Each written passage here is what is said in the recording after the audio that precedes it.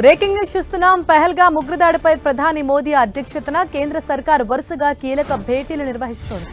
దేశ భద్రతపై అత్యున్నత నిర్ణయాలు తీసుకునే కేబినెట్ కమిటీ ఆన్ సెక్యూరిటీ రేపు ఉదయం 11 గంటలకు సమావేశం కానుంది. పహల్గామ్ దాడి అనంతరం రెండోసారి సీసీఎస్ సమావేశం కానుంది. సీసీపీఏ మీటింగ్లో మోదీ, రాజ్నాథ్ సింగ్, అమిత్ షా, నితిన్ గడ్కరీ, జేపీ నడ్డా, నిర్మలా సీతారామన్, జితన్ రామ్ మాంఝీ, సర్బానంద సోనోవాల్, రామ్మోహన్ నాయుడు తదితరులు పాల్గొననున్నారు. అనంతరం ప్రధాని అధ్యక్షతన రాజకీయ వ్యవహారాల కేబినెట్ కమిటీ కీలక సమావేశం జరగనుంది. ఆ తర్వాత ఆర్థిక వ్యవహారాల కేబినెట్ కమిటీ సమావేశం జరగనుంది. చివరగా జరగనున్న కేంద్ర కేబినెట్ సమావేశం జరగనుంది.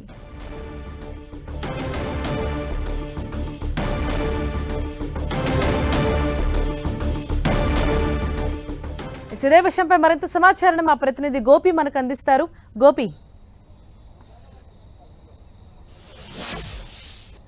హరిషాద్, ఢిల్లీ కేంద్రంగా ఇటు పెహల్గామ్ ఉగ్రదాడి తర్వాత రాజకీయ పరిస్థితులు ఒకటొకటిగా మారుతున్న పరిస్థితి కనపడుతుంది. అయితే రేపు రెండవసారి సీసీఎస్ సమావేశం కూడా ఉదయం 11 గంటలకు జరగనుంది. అయితే ప్రధానంగా జమ్మూ కాశ్మీర్లో ఉన్న పరిస్థితులు, అదేవిధంగా ఎల్ఓసీలో ప్రతినిత్యం కూడా పాక్ కవ్వింపు చర్యలకు పాల్పడుతుండడం, వీటన్నిటిపైన కూడా సీసీఎస్లో రేపు చర్చ జరగనుంది. అనంతరం అదేవిధంగా నిర్మలా సీతారామన్ అధ్యక్షతన కూడా రేపు మరొక మీటింగ్ కూడా ఉంది. దానికి సంబంధించి ఏదైతే ప్రస్తుతం నెలకొన్న పరిస్థితులకు సంబంధించి కావచ్చు, ఒకవేళ యుద్ధం అనివార్యమైతే దేశ ఆర్థిక వ్యవస్థకు సంబంధించి ఎటువంటి కీలక నిర్ణయాలు తీసుకోవాలన్న దానిపైన కూడా రేపు మరొక సమావేశం ఉంది. అయితే ప్రతి బుధవారం కూడా కేంద్ర కేబినెట్ సమావేశం ఉంటుంది.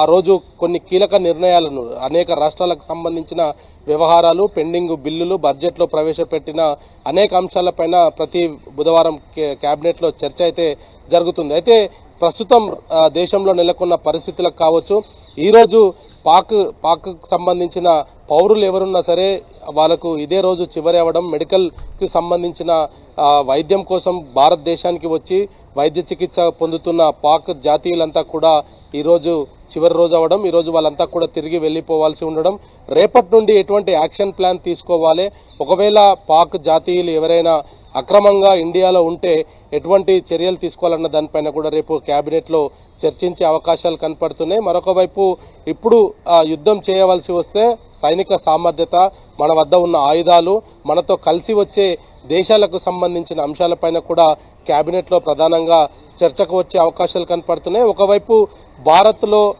ఉన్న పరిస్థితిని ఇటు ఎల్ఓసి వైపు కావచ్చు, కాశ్మీర్లో ఉన్న పరిస్థితులు కావచ్చు, వీటన్నిటిని కూడా చక్కదిద్దుతూనే పాకుకు ధీటైన సమాధానం చెప్పాలనేది కూడా ఎప్పటికప్పుడు ప్రధాని మోదీ చెప్తున్న పరిస్థితి అయితే చూస్తూ వచ్చాం. మొన్న బీహార్ ఎన్నికల సందర్భంగా కావచ్చు, బీహార్లో భారీ బహిరంగ సభలో కూడా ఆయన ఇదే అంశాన్ని కూడా ప్రస్తావించడం జరిగింది.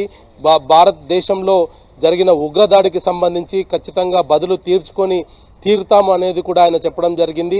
కేవలం ఉగ్రవాదులు దాడికి పాల్పడ్డ వారిని వెతికి పట్టుకోవడం, వాళ్ళని శిక్షించడమే కాదు, ఉగ్రవాదాన్ని పెంచి పోషిస్తున్న వారికి కూడా ఖచ్చితంగా శిక్ష తప్పదు అంటూ కూడా ఆయన ఘాటైన వ్యాఖ్యలు చేయడం జరిగింది. దాని తర్వాత భారత్లో నెలకొన్న పరిస్థితులు, వీటన్నిటిపైన కూడా రేపు ఉదయం 11 గంటల నుంచి కూడా ఈ యొక్క చర్చ అయితే జరిగే అవకాశాలు కనపడుతున్నాయి. హరీష.